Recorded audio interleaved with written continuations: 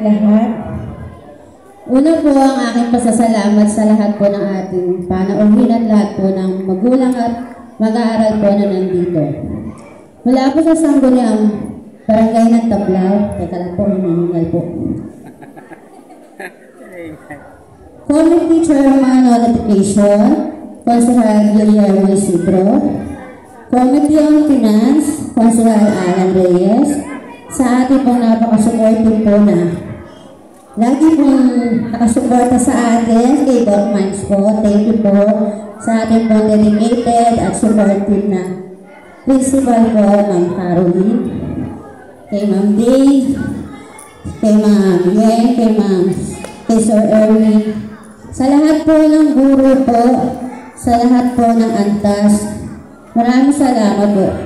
Sa mga magulang po na nandito po na naatasan po, na mamuno po sa bawat grade level po, maraming salamat po sa suporta.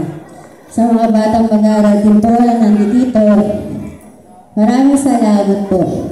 Sa murang edad nyo, kailangan matutunan nyo kung ano ang kahalagahan ng bawat posisyon na nakaatang sa inyong lahat. Hindi lang po basta posisyon, gaya nga po ng sabi nila Ma'am, nila Doc Mines, nila Fonsi, Guillermo, ang pagiging isang leader po ay napakahirap po. Marami pong dapat isakripisyo, marami pong mga balakid, pero kailangan po natin magpakatatag sa tulong at suporta po ng mga taong nakapaligid po sa ating lahat.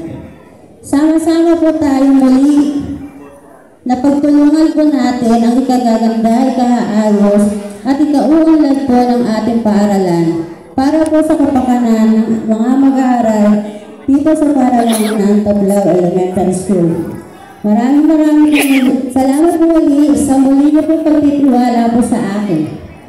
Yun lang po at magandang umaga po sa ating lahat.